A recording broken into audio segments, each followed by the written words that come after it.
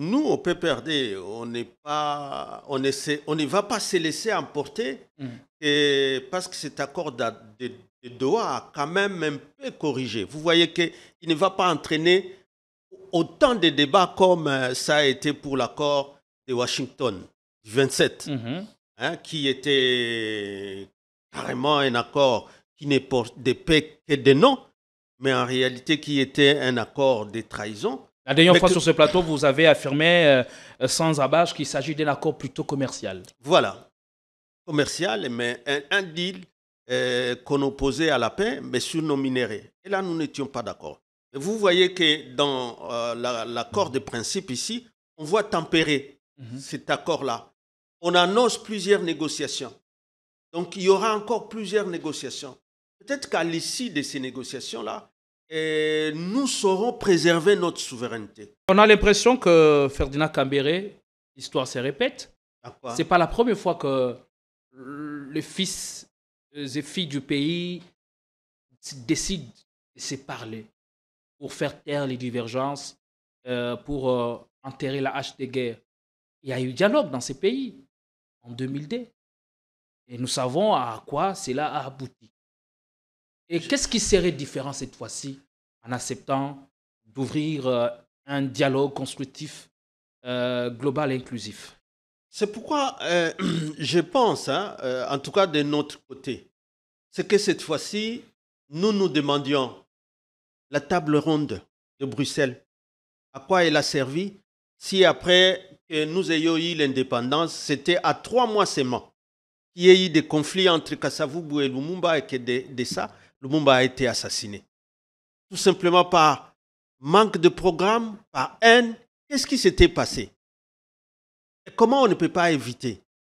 On est allé à 64, on a la constitution, Lumumba n'est plus, mais même déjà qui étaient restés, les cas des complotistes qui étaient restés, encore eux se sont brouillés.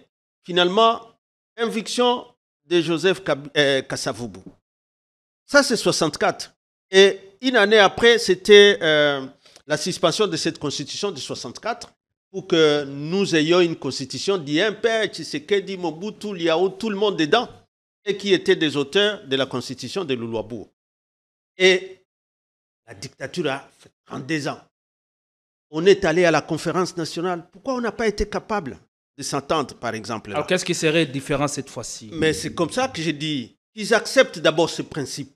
Parce que je pense qu'il n'y aura pas de questions taboues. Il faut que nous parlions de tout. Des échecs de la table ronde de Bruxelles, de l'échec de cette constitution de 64, de l'échec de la conférence nationale souveraine, de l'échec. Même Mouzé voulait organiser un débat national. Il avait été assassiné. Bienvenue à Joa Place, bienvenue chez vous. Un cadre moderne et paisible pensé pour votre bien-être. Des appartements spacieux baignés de lumière conçus pour un confort absolu. Un salon convivial, une cuisine moderne et 3 chambres élégantes pour un quotidien serein. 2 salles de bain raffinées pensées pour votre confort et votre bien-être. Sécurité 24 heures sur 24, parking privé, buanderie, internet offert et électricité garantie jour et nuit grâce à notre générateur de secours de 180 kVA. À Joa Place, fini le coupure, place au confort. Chaque détail est pensé pour faire de votre appartement un véritable havre de paix. Joa Place au numéro 7, avenue Kassai, quartier GB Ngaliema, à 3 minutes du boulevard du 30 juin, près de Mino Congo. Contactez-nous au plus 243 816 033 128. N'attendez plus, faites de Joa Place votre nouveau chez vous. Dans le cadre de la préservation des acquis comme voulu par les présidents de la République, 2024 pour l'inspection générale de finances sera une année de renforcement de la lutte contre la corruption et les antivaleurs dans la gestion publique. Pour ce faire, ce service de contrôle supérieur a lancé 222 points de contrôle dans l'ensemble du territoire national. Cette énième vague de la patrouille financière s'annonce énorme. Les entités à surveiller sont la DGI, la DGRAD, la DGDA, avec les provinces de Kinshasa, de la Tchopo, du Nord Kivu, du Congo central, du Haut-Katanga et du Lualaba. Aussi dans le lot du contrôle, 12 ministères sont concernés, 44 établissements et entreprises publiques, 7 provinces et 12 entités territoriales décentralisées et enfin la chaîne de la dépense publique. Les contrôles a priori, dit la patrouille financière, restent le mode par excellence du contrôle des finances publiques en RDC. Totikala Setseko Ndenali Puta na wax de Maman Moseka Metoko Maka légende na 3.5 4.5 to 5.5 dollars signature Yalibela et Tikali inoubliable avec le wax de Maman Moseka.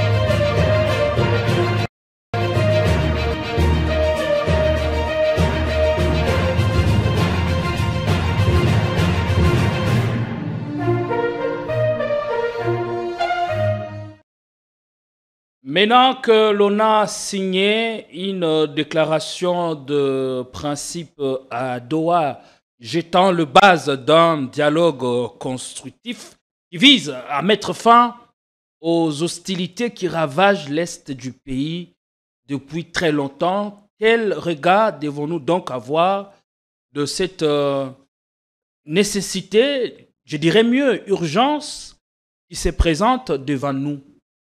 Mesdames et messieurs, nous sommes très contents de vous présenter ce nouveau programme. Vous êtes bien sûr sur Politicon en ligne rouge. Nous tournons spécialement ce 20 juillet un certain dimanche parce que l'actu l'exige, l'actu qui est abondante.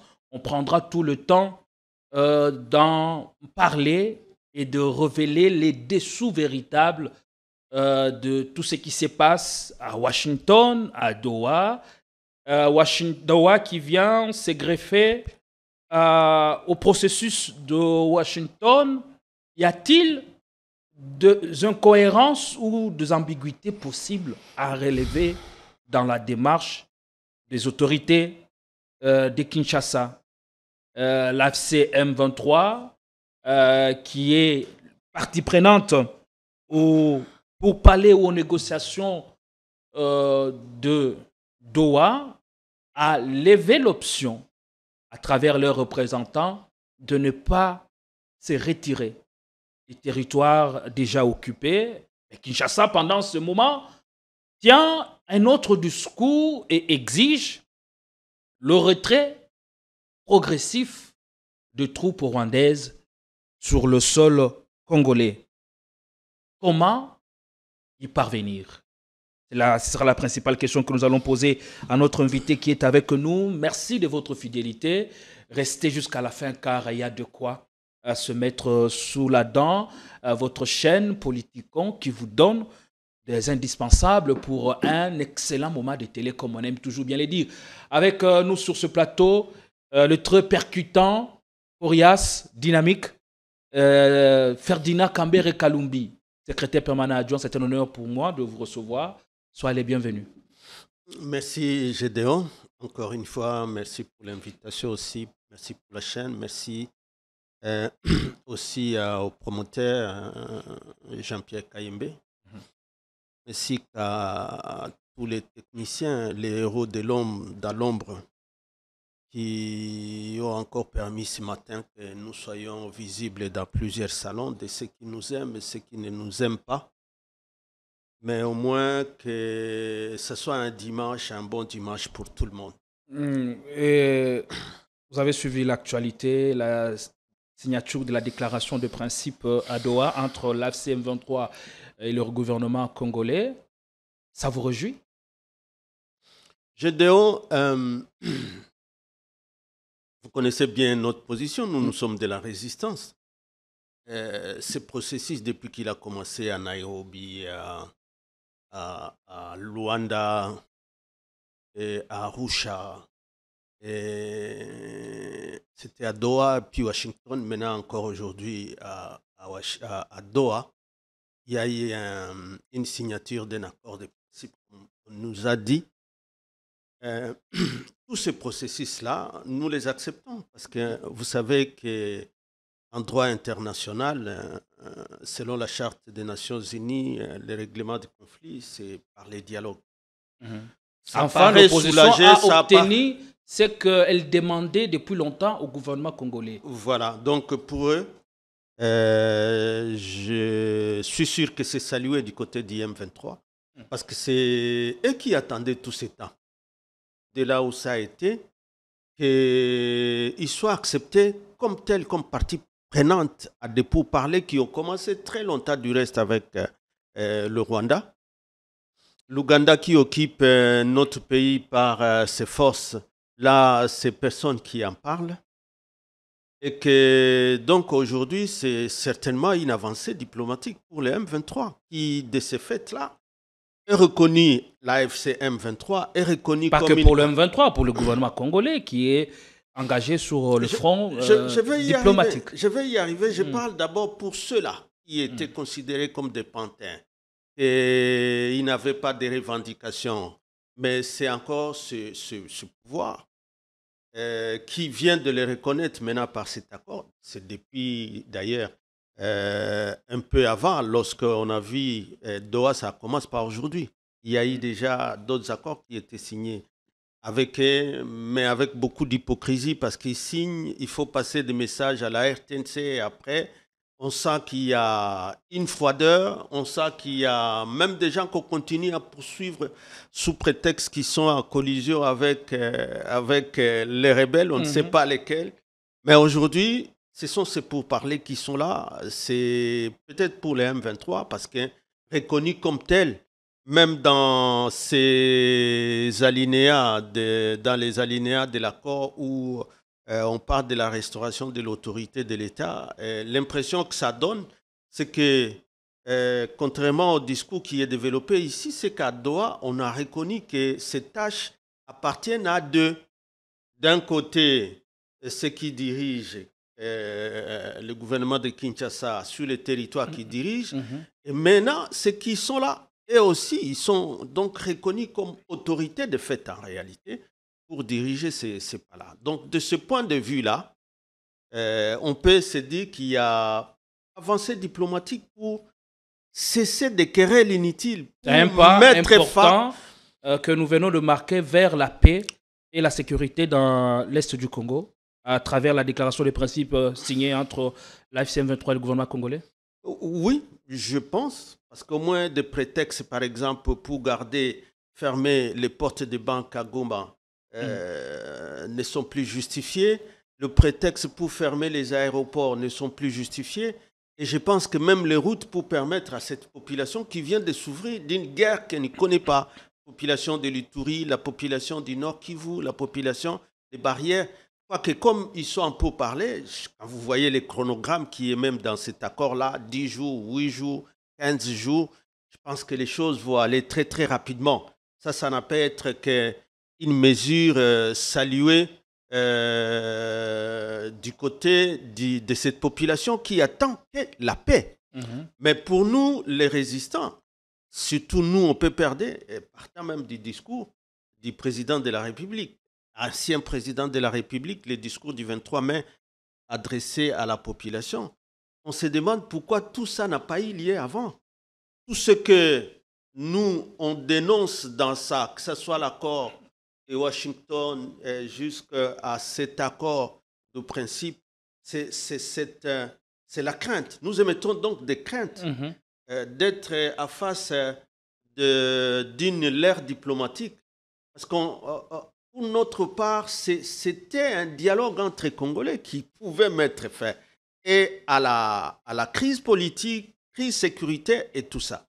Mais ça n'a pas été l'option choisie par le gouvernement qui a pensé que c'est par Washington qu'il faut trouver des solutions, c'est par Doha. Bon, très bien. Mais nous restons sur nos gardes. Nous restons vigilants parce que ce n'est pas de n'importe quoi que nous voulons. Il n'y paie sous soumission, il n'y paie de capitulation qu'on veut. Non, nous, ce que nous demandons, c'est la paix en réalité où on établit des responsabilités sur ce qui est arrivé. Et on demande à la justice qu'elle soit dite par rapport à ça.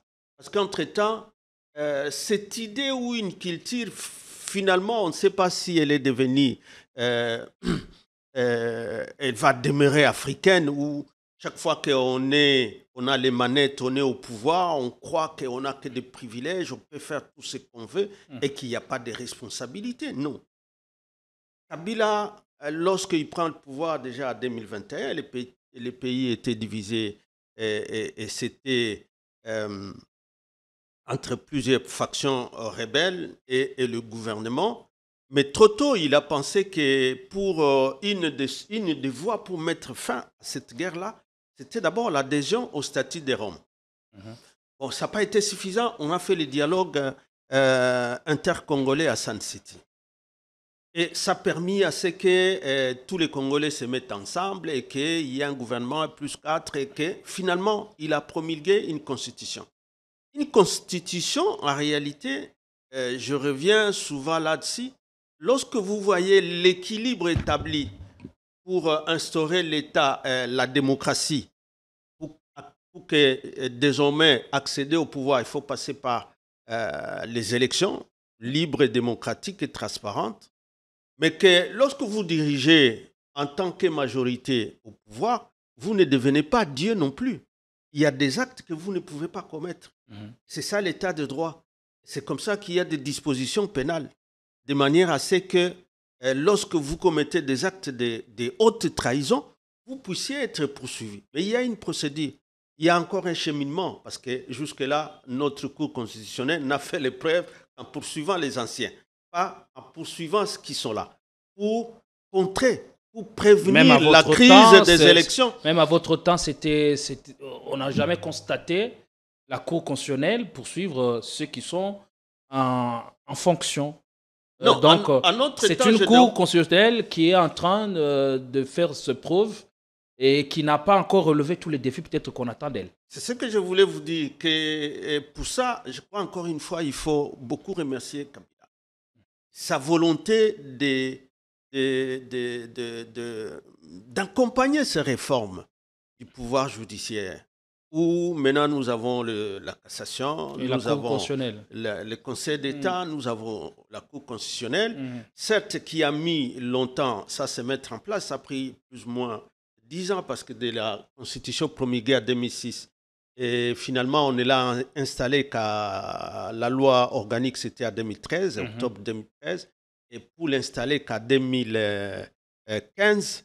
Donc, la première cause, en réalité, la première cause sur d'autres matières, bon, il y a eu des décisions, mais un premier procès, et malheureusement, ici, ça a commencé et par un ancien. Et il y a eu même des tentatives des plaintes contre l'ancien président de la République là-bas. Mais en réalité, c'est pour la régulation, c'est pour prévenir des crises comme ce que nous sommes en train de vivre. Pour voir ceux-là qui sont en train de poser des actes parce qu'ils sont porteurs, ils sont investis d'un pouvoir populaire. C'est ce que je suis en train de dire. C'est la Cour qui doit s'engager par devoir et non par contrainte ou par pression quelconque. Parce que justement, si la Cour avait pris des précautions pour empêcher que des élections chaotiques soient organisées, nous ne serions jamais arrivés là. Vous avez vu que ces élections ont produit une majorité factice qui n'a rien fait. C'est eux-mêmes qui ont dit avec Kabouya, je me rappelle toujours, lorsqu'il a dit que nous allons traverser, juste 3 mois ou 2 mois après ces élections de décembre 2023, nous allons traverser des zones de turbulence. Alors que c'était entré. Alors qu'ils se sont taillés, ils ont fait des élections pendant 7 jours. Mais et on est dans ça. Malheureusement, ceux-là qu'ils avaient invité les M23 et tout ça, aujourd'hui, on les reconnaît dans les territoires qu'ils occupent. Et ils ont la responsabilité, et aussi là-bas, de veiller à la sécurité des populations, à veiller aux droits. Nous saluons aussi le fait que ça a été reconnu quand même que cette constitution-là, que tout le monde la préserve. Que vous soyez de ces côtés et des côtés occupés. Alors aujourd'hui, Ferdinand Kambere, je voudrais savoir qu'est-ce qui nous amène à Doha, qu'est-ce qui nous amène à Washington, puisqu'il y a quelques mois, l'option était de ne jamais parler avec le Patin. À travers ses sorties médiatiques, le chef de l'État est resté fidèle à ce code usuel en fermant la porte à toute négociation avec l'AFC M23. Trêve de commentaires. Vous pouvez suivre à travers cette petit extrait choisi pour vous par Christian Pongo. Nous ne cesserons de réaffirmer notre position. Le dialogue avec un groupe terroriste comme le M23 est une ligne rouge que nous ne franchirons jamais. Toute tentative de normaliser ou de légitimer ces criminels constitue une insulte à la mémoire des victimes et un affront aux principes fondamentaux du droit international. Aujourd'hui, peut-on conclure ou s'accorder à dire qu'il y a trahison ou pragmatisme nécessaire?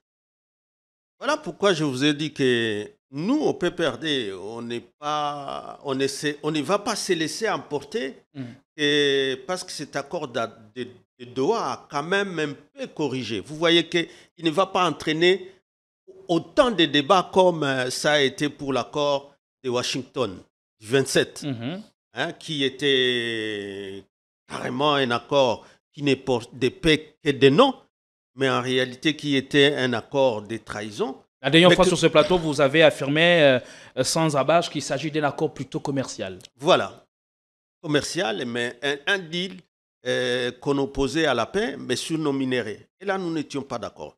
Vous voyez que dans l'accord de principe ici, on voit tempérer cet accord-là. On annonce plusieurs négociations. Donc, il y aura encore plusieurs négociations. Peut-être qu'à l'issue de ces négociations-là, nous saurons préserver notre souveraineté. Vous voyez, les PPRD et les Kabylistes, nous, on est souverainistes. On tient sur la nation. Kabila tient sur, la démocratie dont il est père, de par cette constitution qu'il a promulguée en 2006, et qu'il en a été le garant du fait aussi, même en tant qu'ancien, d'avoir été le premier qui a accepté de faire cette passation du pouvoir au sommet, l'alternance démocratique et pacifique.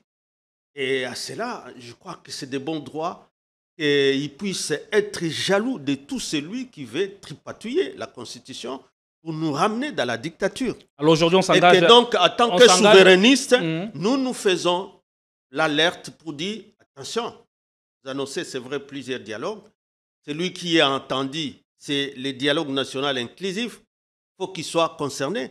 Parce que le régime Tshisekedi ne s'est pas simplement opposé à parler qu'avec les M23, mais il est farouchement opposé à tout autre dialogue. Par exemple, Senko, par exemple, à celui qui était proposé tout le temps à l'ancien président de la République, vous vous rappelez? Et la réponse là, c'est la diabolisation de la Senko, SCC, diabolisation de l'ancien président, alors que tout ce qu'il proposait, c'est de dénoncer la crise, de se faire une lecture à cette crise et de dénoncer tout ce qui apparaissait comme des accords, déjà depuis le Rwanda sur nos minéraux, Doha, et puis bon, maintenant Washington. Et il ne faut pas ici que nous soyons à face d'un l'ère diplomatique, et tout simplement parce il faut simplement les suivre, les gens de l'IDPS, depuis hier. Parce que c'est les États-Unis qui ont décidé, et donc vous allez voir que la paix va venir d'elle-même, et que le M23 va partir, et que Kabila va l'arrêter, on va faire des procès contre les cardinals, tu vois, il y a un autre raisonnement dans ce qui nous dirige aujourd'hui, par rapport à ce qui est entendu.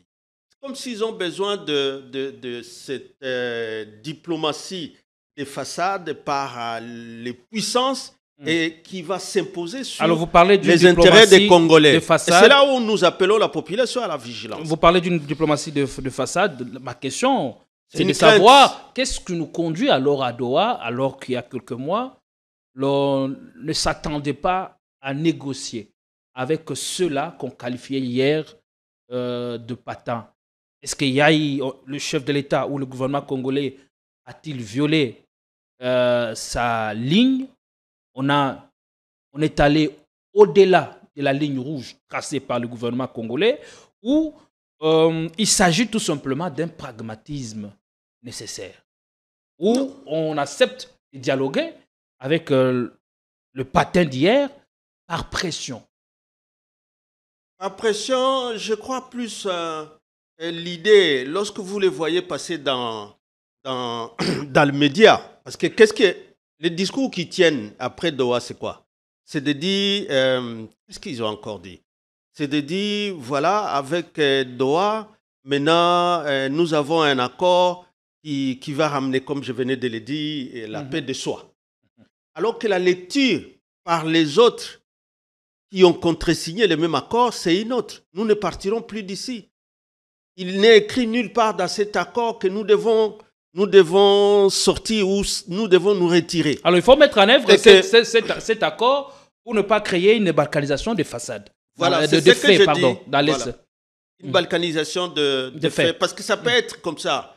En réalité, chercher à voiler les accords de trahison que le régime a déjà sur nos minéraux, sur même l'occupation. J'ai toujours dénoncé la balkanisation par les conventions de Genève, qui était dénoncée par ce qu'il dit lui-même lorsqu'il avait retiré, il avait dit qu'il retirait sa signature sur cette convention-là.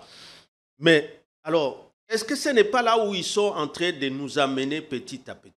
Petit à petit. En réalité, on dit, ah, voilà, il y a un bon accord, mais en réalité, ils sont en train de nous mettre, de nous imposer un formol chimique pour nous endormir et nous faire croire que nous allons avoir finalement la paix, alors qu'il n'y a pas de paix du tout.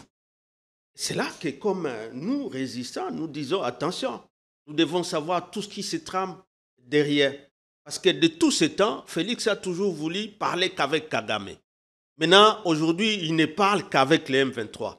Mais là, si les PPRD s'élèvent, on dit non, vous êtes des rebelles. Si les cardinals parlent, on dit non, celui-là, c'est un sorcier, c'est un rebelle, un aîné. On développe de tels discours de manière à ce que vous sentez qu'on ne voudrait pas que la population sache en réalité ce qui est en train d'être négocié. Et c'est là où nous nous disons, ok, d'accord, avancer, c'est toujours par rapport à vous. De toute façon, les M23, 14 mois et les contrats qu'il y a eu, les accords avec l'Ouganda, dans tout ça, c'est la population qui ne comprend encore rien. C'est la classe politique congolaise qui ne comprend encore rien. Mais si au moins pour la communauté internationale qui nous accompagne, je vois désormais qu'au moins dans cet accord de principe, on a remis la MONUSCO pour des organismes et d'autres mécanismes internationaux ou de la région qui étaient déjà prises. Souvenez-vous que nous insistions, même l'ancien président dans son discours a insisté sur l'accord 4 d'Addis Abeba, qui était déjà un accord. On n'avait plus besoin en réalité de cette guerre. On n'avait plus besoin de toutes ces négociations. Mais si c'est tant mieux et que ça va nous ramener notre souveraineté, ça va nous laisser notre démocratie, ça va nous laisser notre République démocratique du Congo, et que le cas d'Yosha va être enterré totalement, où on est en train de formaliser tout le monde en disant que désormais ils ont la diplomatie agissante, alors que maintenant on n'en a plus. Maintenant, c'est une diplomatie qui doit aller à Washington, qui doit aller à Doha pour s'inspirer. Mais ça ne nous convainc pas encore. Est-ce que, parlant de la dynamique même de la paix, le gouvernement congolais s'est-il inscrit dans la dynamique de la paix?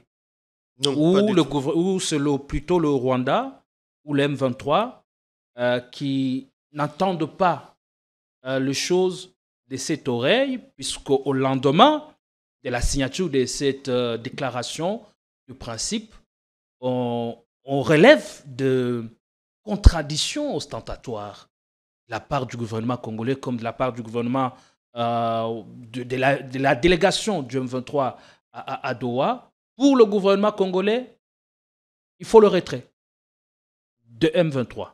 Alors les zones occupées. Ils n'ont pas si faire et pour le M23, il s'agit d'une campagne de désinformation et qui ne sont pas prêts à se retirer d'un seul pas. C'est ça la formalisation, les Kadiocha, formaliser l'opinion congolaise comme s'ils sont en train réellement d'obtenir les États-Unis qui hier, ils disaient que les États-Unis viendraient avec son armée pour frapper tout celui qui n'acceptera pas. Mais où est-ce qu'on en est aujourd'hui avec maintenant déjà l'accord de principe? C'est en 10 jours qu'ils vont signer, donc l'accord tel que j'ai lu dans cet accord. Est-ce qu'on est à mesure de surmonter les divergences d'opinion entre les partis? Voilà. Voilà ce que nous disons justement, que de toute façon, d'expérience aussi, on sait que ce n'est pas nécessairement que par les accords, bien que dits de paix, et même dans ces pays passés par là, ils ont recouvré la paix. La balkanisation que nous craignons et que nous voyons venir lentement par Félix, et que lui utilise ce mécanisme de formaliser les gens comme si réellement sa diplomatie est en train d'agir, alors qu'en réalité, maintenant, ils ne font que s'établir sur le terrain, là où ils sont. L'AFC et les M23, il est là. L'armée rwandaise est encore là. Et l'armée ougandaise, rwandaise sont toujours là. Et les positions belliqueuses ont cessé, je ne sais pas.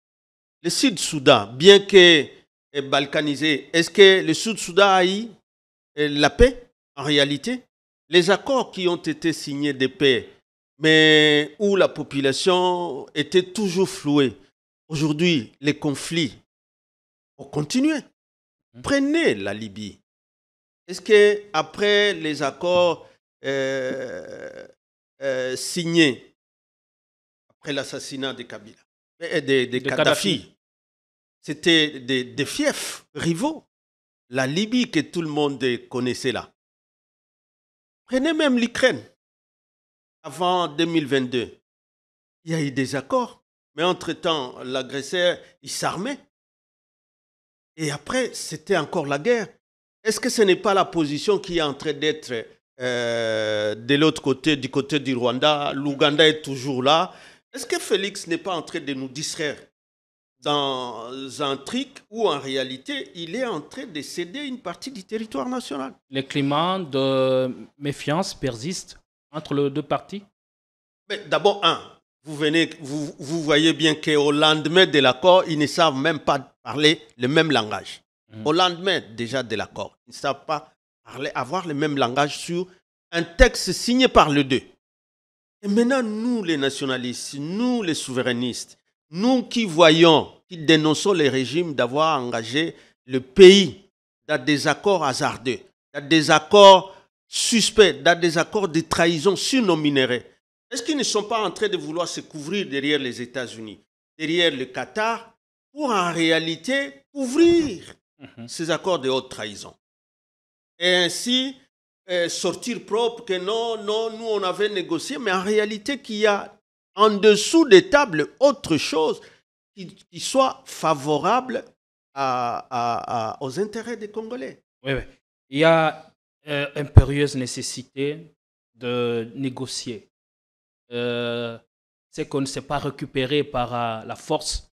On peut aussi le récupérer par un dialogue sincère, constructif, pour mettre fin à l'instabilité depuis des décennies dans l'est du Congo. C'est le même M23, peut-être remodelé, j'en sais pas trop, qui occupe aujourd'hui d'importants territoires et localités. En quoi cet accord est-il différent de celui que votre régime avait signé avec les mêmes M23? Non, vous allez vous rappeler qu'il n'y a pas d'accord signé avec les M23 après il a été défait.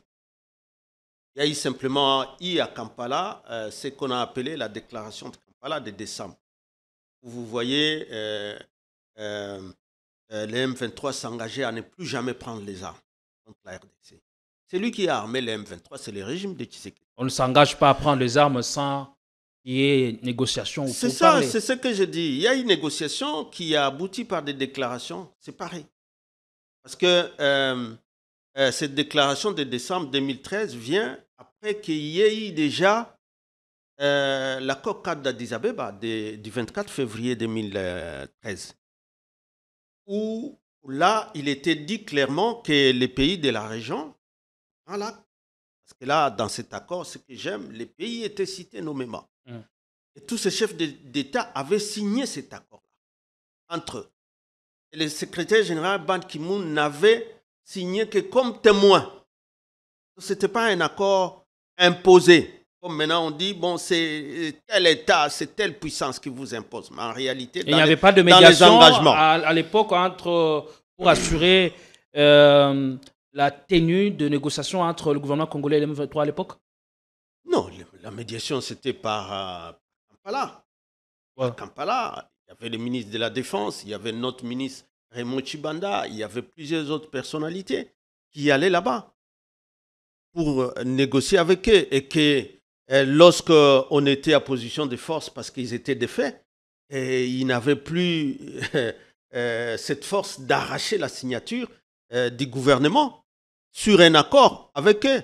Parce qu'entre-temps aussi, les pays qui les soutenaient, le Rwanda et l'Ouganda, venaient de signer sur cet accord cadre. Et de cet accord, on a obtenu qu'une paix éphémère, puisque quelques années plus tard, le M23 a refait surface. Non, par la volonté des noms, c'est par la volonté de Félix.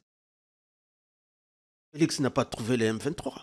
C'est lui qui les a ramenés ici. Et dans tous les sommets où il est allé pour se plaindre après, on lui demandait, lorsque tu les as amenés à Kinshasa, tu les as amenés comme des Congolais ou des Rwandais? Et lui disait des Congolais. Ruto les lui a rappelé à plusieurs sommets. C'est pourquoi, lorsqu'il fuit Luanda pour aller à Doha, bon, c'est le même discours. Vous pensez qu'aujourd'hui, ceux-là qui considèrent comme Panté qui ne pourra jamais ser une ligne rouge, et que cette fois-ci, il est signé. C'est toujours les mêmes réalités. C'est simplement parce que cette guerre-là ne se justifiait plus, mais c'est lui qui est allé les rappeler. C'est lui qui leur a donné des moyens. Ceux qui étaient poursuivis, c'est lui qui les a libérés. Et quand ils ont repris, ils ont eu d'abord avec l'adhésion de l'EAC, qui n'est pas nécessairement une mauvaise chose, mais de la manière dont ils se sont pris. Et maintenant, on parle des retours des réfugiés. On en parlera, on entrera dans le fond de la déclaration de principe. C'est très bien. Mais pourquoi ça n'était pas une chose qu'on pouvait faire si facilement? On a parlé des zones de cantonnement. Pourquoi ça n'a pas eu lieu? Pourquoi on a attendu que Goma tombe, que Bukavu tombe et qu'il y ait toutes ces menaces-là pour négocier? C'est en réalité négocier déjà à genoux. C'est ça que nous appelons une paix de capitulation. Donc ce n'est pas de notre fait à ce temps-là. C'est des faits de ceux qui sont là. Il faut avoir mal négocié. Et on se demande toujours pourquoi ils se sont mis d'abord dans une position à genoux pour négocier. Est-ce que Félix Tshisekedi, Ferdinand Kambere, n'est-il pas en terre de reçure là où votre régime a échoué? C'est-à-dire réussir quoi, la balkanisation, je suis d'accord. Mettre le Rwanda devant ses responsabilités. Le Rwanda est très condamné par tous. Il a été condamné. Et avoir l'engagement du Rwanda de ne plus soutenir de mouvements rebelles chez nous. Non. Et en même temps, on négocie avec le M23 à Doha. Donc, c'est des brèches qui se sont ouvertes pour parvenir à avoir une paix qui soit durable cette fois-ci. C'est ce que vous n'avez pas pu faire. Parler avec le Rwanda qui instrumentalise armes et soutient le mouvement rebelle chez nous et avec des Congolais des services qui appartiennent à ces mouvements bien attendus. Chaque fois que je suis ce discours de ceux qui nous dirigent, cette rhétorique-là, et maintenant Félix a permis que les Rwandais soient démasqués, maintenant tout le monde sait que les Rwandais agressent le Congo. Je suis cette rhétorique-là et puis je m'en moque. Parce que tout simplement, ni à Luanda, ils n'ont pas si faire inscrire dans tout ce qu'ils ont pris comme résolution à Luanda avec les Lutundu, la ministre des Affaires étrangères, le Rwanda comme pays agresseur. Ils ont laissé le Rwanda défendre les M23. Donc quand le Rwanda reconnaît ou prend l'engagement de désengager, de ne plus soutenir des groupes rebelles dans l'accord de Washington, c'est une reconnaissance je vais arriver directe. Là. Non, ce n'est pas le fait de ces régimes. C'est le fait déjà de l'engagement pris au temps de Kabila, dans l'accord 4 d'Addis Abeba, parce que nous rappelons ça. Parce que cet accord-là n'était pas que le fruit du régime, mais c'était aussi la communauté internationale. Peut-être que les gens ne savent pas ce que la communauté internationale a fait comme travail pour que les M23 soient défaits et qu'en même temps, les troupes rwandaises et ougandaises qui accompagnaient les M23 se retrouvent au Rwanda. C'était l'effort de tout le monde, toute la communauté, toute la population, ce qui est différent aujourd'hui. Et donc, quand on est en train de parler dans cet accord-là du respect de la Constitution, c'est la Constitution que Kabila a promulguée. Et lorsque on dit que le Rwanda doit se retirer, d'abord, il y avait une résolution 2773. Pourquoi on n'en parle pas? Parce que là, il y avait déjà au moins encore une fois, une résolution du Conseil de sécurité des Nations Unies. Donc, Washington, c'est dans la suite. Un devoir de retrait immédiat. Le Rwanda devait déjà retirer. L'ancien président, dans son discours, avait demandé le retrait de toutes les troupes étrangères. C'est avec l'accord de paix de Washington que tout ça est tombé dans l'eau. Ça a été dilué par cet accord-là. Le fait de l'engagement depuis octobre 2024, ça fera bientôt une année sur cette histoire de CONOPS. Quelle disposition qui vous fait croire que cette résolution de 2773 de l'ONU a été diluée? Oui, pas cet accord de Washington. Lorsque, dans cet accord de Washington, ils acceptent un retrait, c'est pas moi, concomitant de la neutralisation des FDLR, avec les retraits des troupes ougandaises, des troupes rwandaises. Les troupes ougandaises, on n'en parle même pas. Ce qui fait que, à ce moment-là, dans l'interprétation, les troupes rwandaises ne se sont pas encore retirées, même dans cet accord de principe. Les troupes rwandaises sont donc encore là. C'est là que la thèse de l'agression n'a pas pu être bien ficelée, défendue. Alors, il parle de quelle agression? Il n'y a que Kabila qui a réussi cela. En quoi faisant? Mais par l'accord 4 d'Addis Abeba. C'est ça le cadre-là. Et je suis content que peut-être que déjà dans cet accord, on ait fait implicitement allusion à tous ces accords qui étaient déjà obtenus, à tous les mécanismes qui étaient. Ça permettra que dans les négociations qui vont suivre, on prenne en compte tout ça, notre constitution, on prenne en compte l'accord 4 d'Addis Abeba et que ça permet. C'est pour ça que les deux parties qui ont signé à Doha, si, lorsque nous demandons, nous exigeons que l'acceptation ou l'engagement pour l'organisation des dialogues nationaux inclusifs soit écrit en lettres d'or dans ce qu'ils vont signer. Parce qu'en réalité, c'est là où on va résoudre ce qu'ils ont appelé les causes profondes à des conflits récurrents. C'est à travers les dialogues nationaux inclusifs que cette fois-ci on doit trouver. Donc ceci n'est qu'une première étape. C'est une première étape. C'est une première étape et c'est comme ça que. Donc la chute de Doha sera Kinshasa. Sûr. Bon, sauf s'ils vont demander à ce que les Congolais peut-être aillent aussi à Doha, ce n'est pas impossible. Parce que les dialogues intercongolais, ça avait été aussi à Sun City. L'important, c'est que ça soit entre Congolais. Ça serait mieux que ça soit ici, mais souvent, pourquoi on choisit un territoire en dehors du territoire national?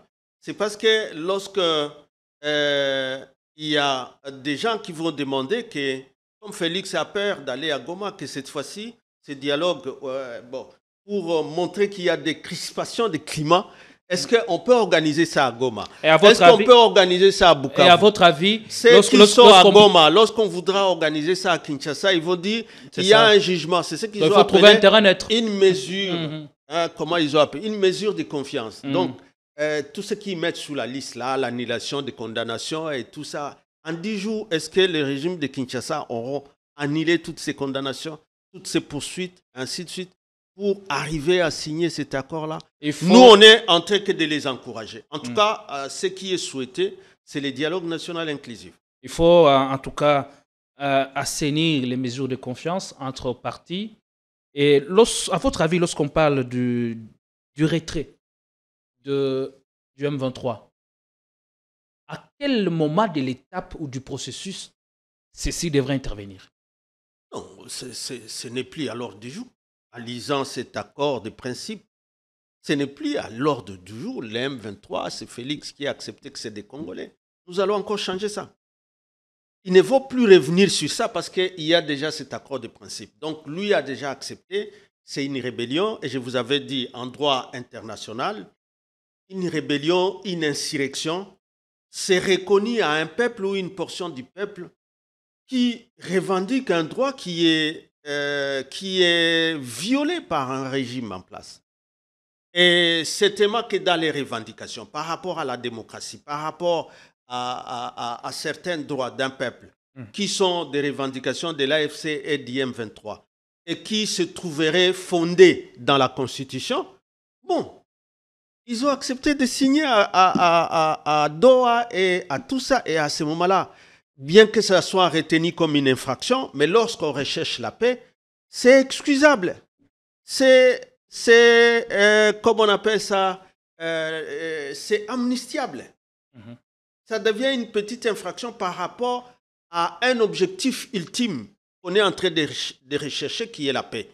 Mais les infractions, comme nous le disons, au statut de Rome, qui sont les crimes contre la paix, crimes de génocide, crimes de masse, non, là, les crimes économiques, des pillages, tout ça qui rentre dans les statuts de Rome, non, ça c'est. Est-ce que le retrait devrait-il être demandé maintenant, les simples faits d'appartenir à un mouvement de rébellion, à un mouvement d'insurrection fondé sur une revendication d'un certain nombre de droits fondamentaux du peuple, c'est excusable tout simplement parce que maintenant nous sommes sur la ligne de la recherche de la paix. Ma question, à quel moment les retraits devraient-ils être demandés? Bon. Maintenant? Mais ils n'ont pas si les demander déjà. Moi, je suis en train de dire, ils n'ont pas si demandé ça à Doha. C'est là où ils devaient obtenir ça. À quelle étape du Maintenant, processus? ils veulent obtenir ça dans les micros des médias ici. À quel stade du processus exactement? Ceci doit être demandé et être mis en œuvre.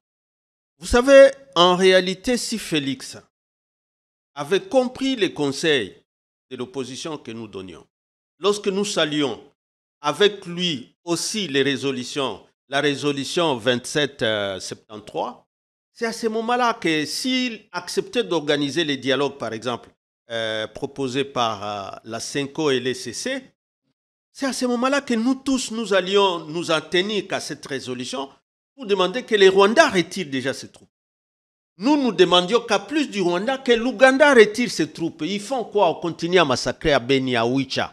Nous continuons à enterrer des cadavres à Nituri. Et pourtant, ils sont là. Et pourtant, ils ont obtenu un nouveau mandat. Mais on traite le Ouganda avec bien des égards. Mais c'est ce que je vous dis. Ils font quoi? Parce qu'on continue à tuer. Ça veut dire, la réalité, c'est mort de trop. De Beni, de l'Ituri, de Lubero et de partout là-bas. Et même au Sud Kivu. Partout où on continue à tuer. Et des arrestations contre ceux-là qui continuent à être des journalistes, des acteurs politiques et ainsi de suite. C'est de trop. S'il avait accepté déjà avec cette résolution, je crois que le Rwanda n'aurait plus ses troupes ici et que peut-être avec les M23 et le gouvernement qu'on mettrait en place, lui aurait maintenant ce devoir de neutraliser les quelques FDLR. Et ils ont toujours reconnu être, c'est pas moi ou parce que c'est eux qui ont signé le plan CONOPS. On parle du cessez-le-feu dans le fond de cette déclaration de principe, mais aussi de l'intégration cas par cas de certains membres du mouvement M23, l'intégration institutionnelle bien sûr, et puis ceux qui sont militaires. On verra leur cas, comment aussi les intégrer. En un mot, en des termes, on ne peut plus simple. Comment on appelle ça? Non, c'est une trahison pour nous. Parce que c'est eux qui ont beaucoup parlé par rapport à ça. C'est dans l'accord de Washington que nous avons vu qu'ils ont accepté une intégration au cas par cas. Mais là, ils signaient avec le Rwanda. Mais quand ils ont signé aujourd'hui avec les M23, le mot par cas n'est plus réapparu. N'est plus réapparu. C'est pourquoi ce que nous nous demandons, c'est qu'il faut que le régime accepte qu'il a échoué. Et que la voie de sortie, la voie royale aujourd'hui, c'est le dialogue national inclusif. C'est celui-là qui parlera maintenant de cette intégration, de la nouvelle, du nouveau visage de l'armée que nous aurons, qui devra être capable de sécuriser nos frontières, qui devra être capable de sécuriser la population et ses biens. Ces stigmatisations inutiles qui nous ont fait perdre du temps, tel est Swahiliphone, tel est Muluba, tel est Mukongo, ça nous a fait perdre du temps comme si, en réalité, nos partis politiques, nous n'avons même pas l'idée qu'à un moment donné, le pays a besoin ou la population a besoin d'écouter nos programmes par rapport à ce qu'on doit faire, par rapport à nos routes, par rapport à l'eau, par rapport à la sécurité, par rapport à nos hôpitaux. On n'est que dans des stigmatisations, dans des discours de haine. Nous perdons assez de temps. Donc, je crois que la construction de la nouvelle armée, avec c'est dans quoi Félix nous a déjà engagés, nous ne pouvons passer que par un dialogue national inclusif. Il ne saura pas le faire qu'avec lui et l'AFC M23 s'attendre à eux en excluant tous les autres. Ce ne sera pas possible. Le dialogue national inclusif, pour quelle finalité? Pour une nouvelle configuration institutionnelle et même militaire? C'est ce que vous voulez? Non. Donc pour un Congo qui ne doit pas sortir de telles négociations émiettées, balkanisées, une balkanisation en douceur, nous ne voulons pas. Ou finalement, ce qu'on nous présente comme des accords de paix, en réalité, c'est une paix de soumission, comme nous l'avons dit. Une paix de capitulation. Parce qu'il a attendu que Goma et Bukavu tombent pour que maintenant ils négocient à genoux. Ah non, là, la population, la société civile et l'opposition, l'église catholique, tout le monde est vigilant. S'il y a quelqu'un qui est à genoux, c'est le régime de Tshisekedi, pas le peuple. Le peuple va continuer à rester debout. Donc c'est un message aux signataires de cet accord de principe. Très bien pour cette avancée diplomatique entre vous. Mais attention, c'est du Congo dont on parle. Et ce Congo-là doit rester grand, doit rester démocratique. Et quand on parle de mesures de confiance, qu'est-ce que vous entendez par des mesures de confiance, en se rappelant aussi qu'il y a quelques mois, le gouvernement congolais avait condamné les principaux responsables de la branche militaire de l'AFC. C'est ce que nous disons. Est-ce que ceci ne va pas être rédhibitoire ou les mesures de confiance impliquent aussi la levée de toutes ces sanctions et poursuites contre certaines personnalités? Mais c'est ce que nous disons, Gédéon. Ça veut dire des poursuites engagées contre un adversaire politique parce que vous voulez les neutraliser comme ce qu'on est en train de faire contre l'ancien président. Vous voulez simplement l'écarter de la scène politique. Et les cardinals, vous les voyez, vous voulez l'écarter de la scène alors que vous parlez de dialogue, vous parlez de négociations. Et vous voulez ouvrir même des procès pour qu'il y ait des condamnations dans la précipitation avant des négociations. Non, là c'est biaisé déjà. Là c'est biaisé. Des procès comme ça ne sont pas en réalité acceptés et n'ont aucune valeur. Parce que les crimes pour lesquels les gens de l'AFC et M23 ou les gens du gouvernement qui sont auteurs des crimes internationaux, ces crimes-là, on va en parler dans le dialogue. Il faut d'abord décrisper le climat politique, permettre à ce que nous échangeons en réalité sur l'avènement de cette nouvelle crise. Pourquoi on est arrivé là? Alors que vous pensiez qu'en organisant des élections chaotiques, vous vous preniez à maître. Mais le pouvoir n'est pas que privilège, le pouvoir est aussi responsabilité. il y a les droits internationaux, les statuts de Rome, il y a notre constitution.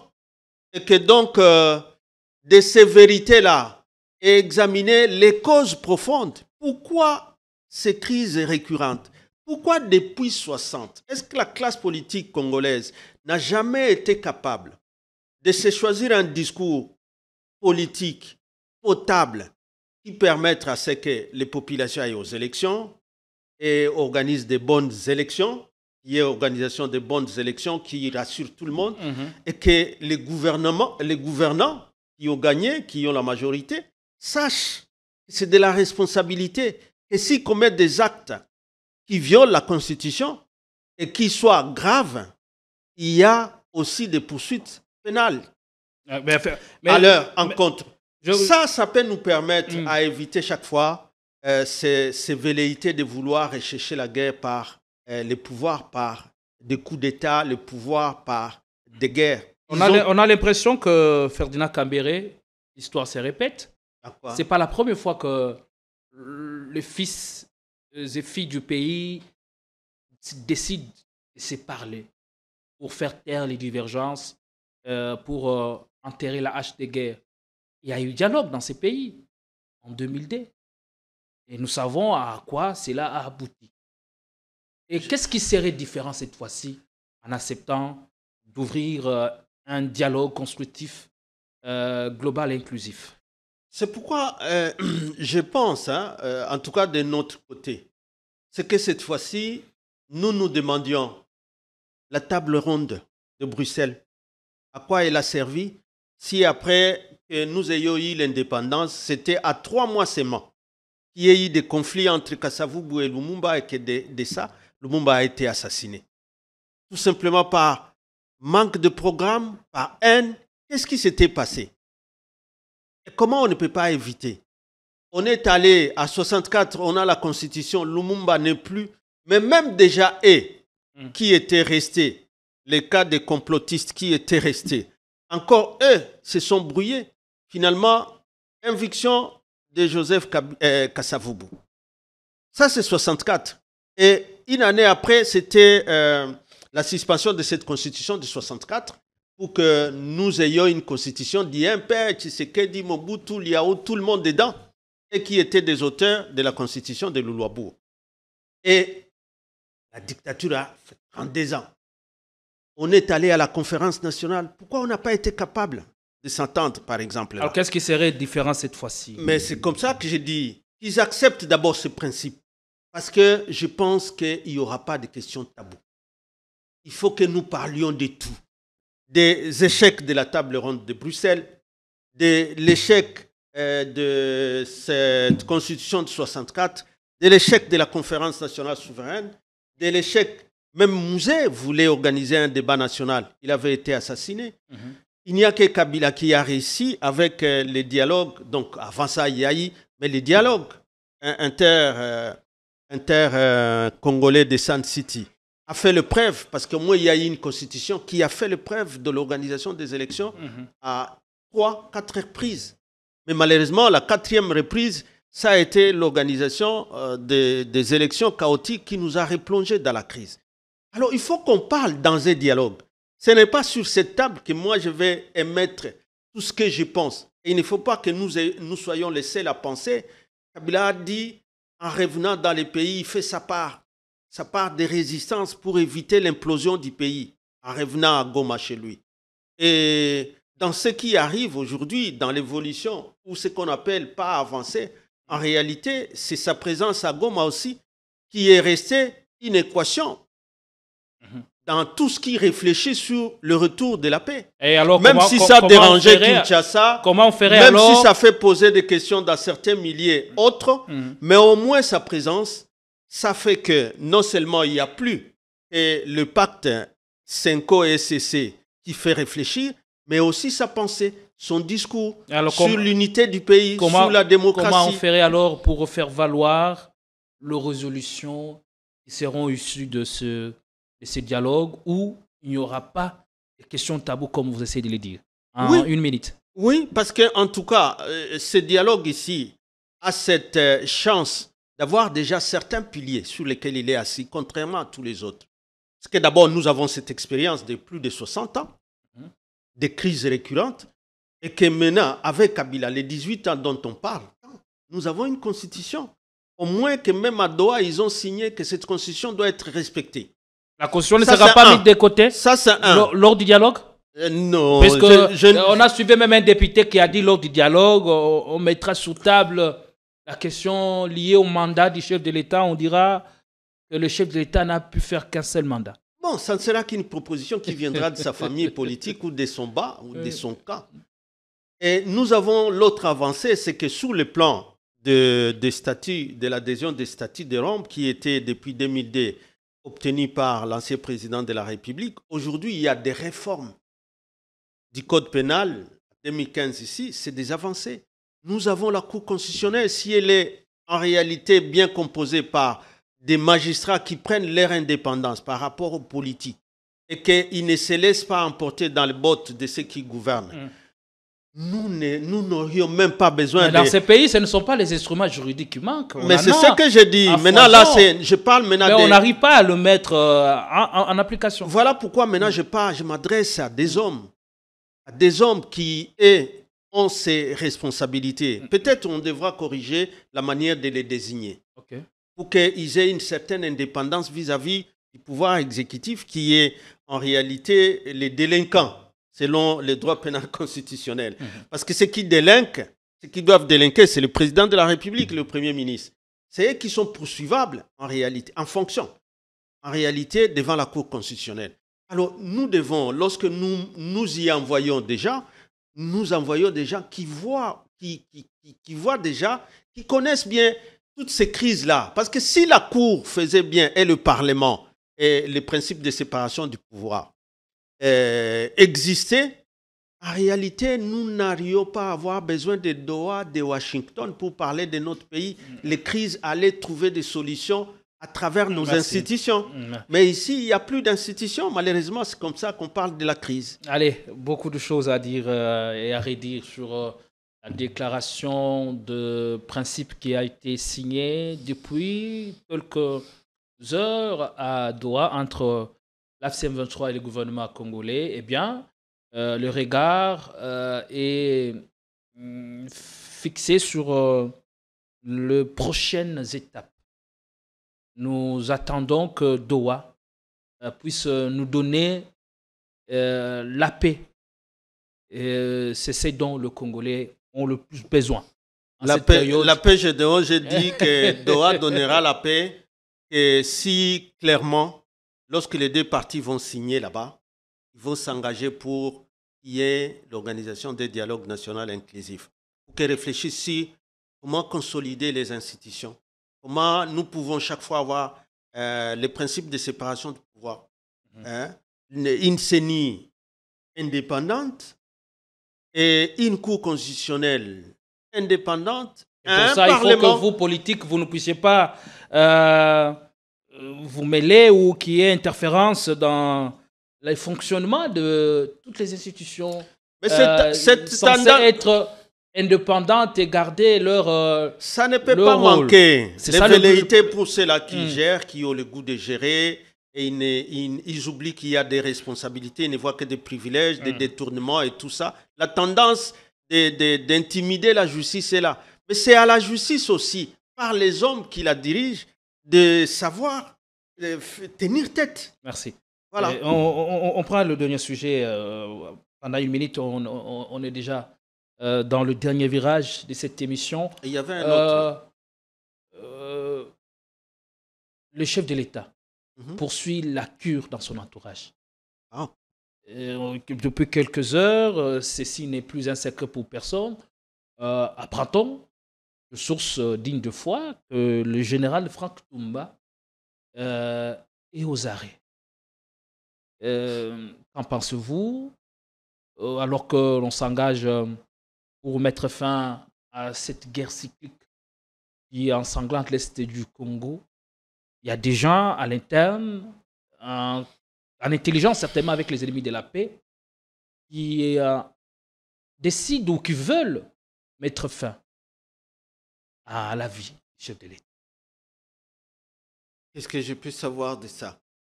Moi, tout ce que j'avais dénoncé, c'est quand ça donnait l'impression qu'on ne s'apprenait qu'aux officiers généraux, colonels et tout ça, qui, tout simplement parce qu'ils parlent une certaine langue, parce qu'ils appartiennent à une partie du territoire national et qu'il apparaissait un acharnement clair.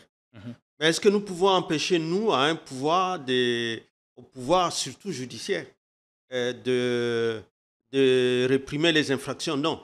Tout ce que nous avons dénoncé, c'est que lorsqu'il est reproché à quelqu'un de certains faits pénaux, c'est de l'amener chez les juges. Parce que depuis que les Ngoï Mulunda ont été arrêtés et tous les autres, les généraux Katangé, on n'en sait plus d'autres, on ne sait pas quand est-ce que les procès ont été. D'autres, on apprend que même leurs familles, même les avocats n'ont pas accès à eux. Ça viole même le... Moi, j'ai lu hier la loi fondamentale de 1960, du 17 juin 1960 sur les libertés publiques. Quand vous lisez ce qui était prévu comme droits fondamentaux du peuple, mais ce que le régime est en train de faire, non. Comment vous arrêtez quelqu'un et vous le maintenez dans des lieux inconnus par sa famille, il n'a pas accès aux avocats et vous vous sentez à l'aise en tant que dirigeant. Parlons de faits dont ils sont reprochés pour la plupart de ces officiers généraux, tous qui sont arrêtés. Est-ce que ceci ne vous donne-t-il pas l'impression que le chef de l'État serait mal entouré? Non, moi, je ne suis pas là pour savoir l'impression du chef de l'État. Je suis simplement là pour me dire, s'il trouve que si les services ont des reproches à faire à tel ou tel autre, c'est de bon droit qu'ils soient acheminés vers la justice. Même la loi sur l'ANER, ça ne permet pas aux services d'organiser des cachots clandestins inconnus de tout le monde.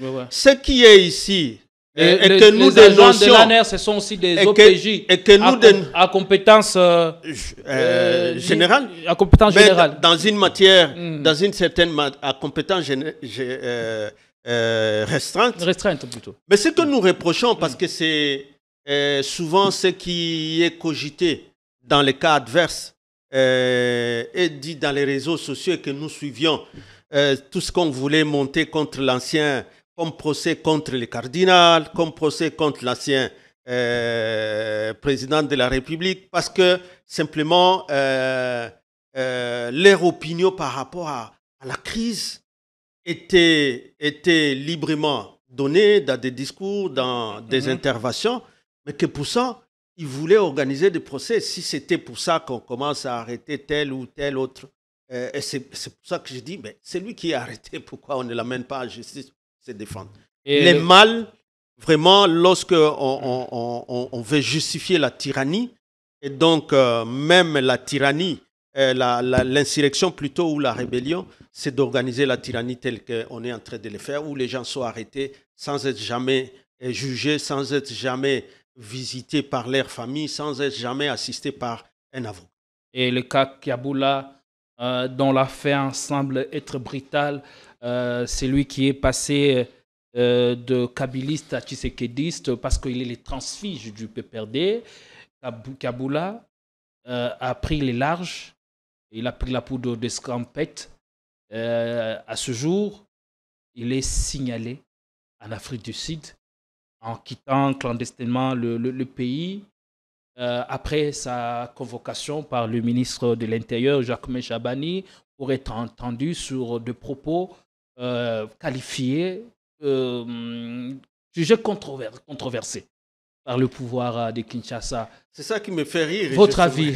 C'est ça, encore une fois, qui me fait rire en réalité. Si vraiment les menaces d'arrestation ou de cela, comme ça a frisé de partout de ces talibans, et parce qu'il a simplement dit que Kabila est notre frère congolais, Nanga est notre frère congolais, en réalité, les langes sales, c'est l'avant famille. C'est l'avèron en famille, mais c'est ce qu'ils sont en train de faire à Doha. Est-ce que pour ça, il fallait menacer quelqu'un? qui a dit qu'en réalité, c'est lui contre qui on est en guerre sur le Rwanda. Donc maintenant, quelqu'un le disant, en réalité, c'est ce que nous vivons. On l'accuse d'être traîtrise, on l'accuse d'être proche. Maintenant, traître par rapport à quoi? À la suite de ces meetings où il a tenu ses propos. Donc, Gédéon, si c'est vraiment ça, je me demande comment ils seront capables d'accepter un dialogue national inclusif. Et pourquoi lui fait-il? Et pourquoi Jacques Kaboula prend la fuite? On lui lance une simple invitation à Kinshasa pour être entendu. C'est toi qui appelles ça simple. Par son autorité. Mais c'est toi qui appelles ça simple parce que son même parti, sa même famille politique, la l'Union sacrée. C'est là où d'autres disent non, si tu arrives à Kinshasa, c'est fini pour toi. Si tu fais... Les menaces viennent de sa propre famille politique. Il aurait eu des informations. Alors, ça veut dire que cette famille politique-là, qui vient de signer avec l'AFC M23 à Doha, qui va continuer avec... Mais pourquoi ils vont signer? Ça fait quand même rire. Moi, les comportements, la duplicité dans les comportements de ceux qui nous dirigent, ou lorsque Kambere parle, ça devient un collaborateur ou un complice au M23. Mais entre-temps, les M23, vous continuez à manger sur la même table. Vous avez été convoqué ici par l'auditoire militaire supérieur de Kinshasa. Mais c'est tout ce que nous disons. Mais vous n'avez jamais été tenté à quitter le pays. Oui, parce qu'il ne faut pas donner ce cadeau à Félix. Mais pourquoi lui donne un cadeau? Hein? Alors il est conscient de ce qu'on lui... Lui, il est de la famille. Là, c'est entre eux. Je ne sais pas comment cette famille est gérée. Mais toi-même, quand tu lis les réseaux sociaux, parce que nous ne savons pas ce qui se passe, vous sentez qu'il y a eu les uns qui ont dit non, ne venez pas, fouillez. Peut-être que c'était une occasion où on les fait fouiller, mais en réalité, ils les laissent à un poste à quelqu'un d'autre. Parce que c'est toujours dans la même famille politique qu'il y a la fête, parce que le vice maintenant occupe les postes. Donc tu vois un comportement là.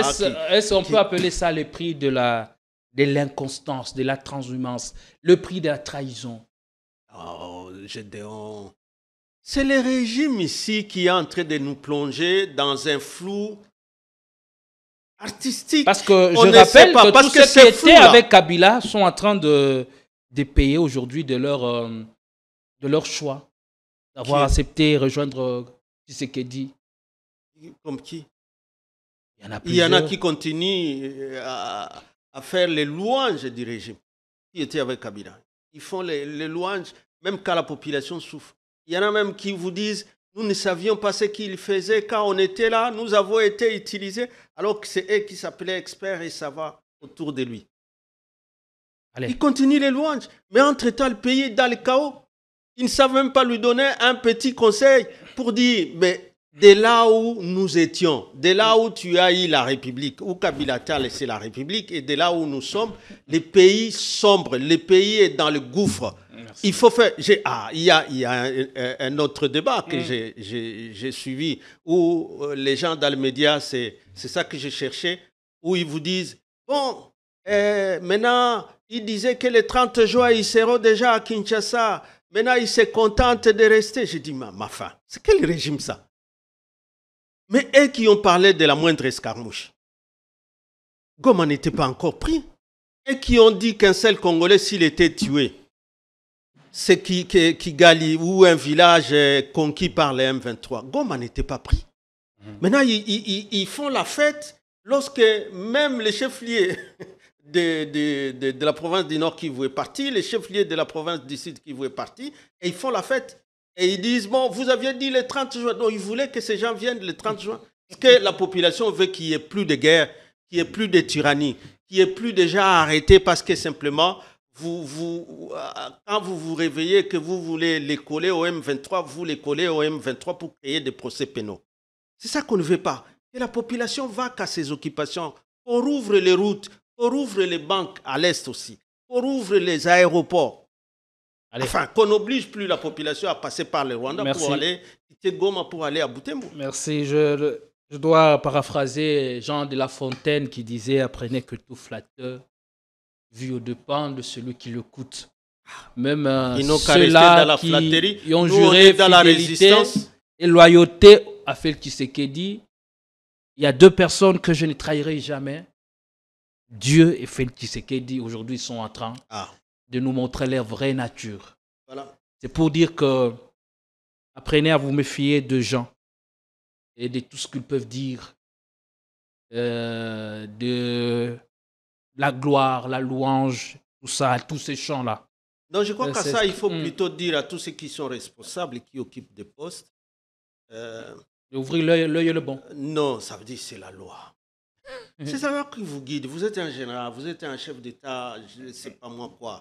Vous êtes le président de la République, vous êtes le premier ministre, vous êtes les directeurs de cabinet. C'est la Constitution et les lois de la... Vous êtes ministre qui vous régit, tout simplement. Respectez la Constitution, respectez les lois. Merci. Et vous allez garder votre personnalité et non tout le temps s'avilir, tout simplement parce qu'il faut danser pour des petits intérêts, pour des miettes qu'on jette en dessous de la table. Merci. Ma compassion et ma solidarité avec Jacques Kaboula qui passe un sale temps. Bon, on ne sait pas exactement s'il serait signalé en Afrique du Sud. Au Balobaka, Lingala Zalana Mbangu. Allez. Pour qu'ils occupent son poste. Merci. C'est l'intérimaire qui est de l'UDPS qui est désormais qui gère la province. C'est la fête à l'UDPS. Allez. Merci Maître Ferdinand Cambéré d'être venu. C'est un réel plaisir. Merci un aussi. dimanche, c'est pas toujours aisé de vous faire déplacer. Merci de votre... Non, on est là pour la République. Nous devons être là pour la démocratie. Nous devons être là. Et merci beaucoup à ceux qui nous ont regardés, à tous ceux qui nous ont assistés. Big up, mes chaleureuses salutations à Sarah Boukassa, DG de Challenge Info. À tout à l'heure avec la Mdose Plaisir. Bonsoir chez vous.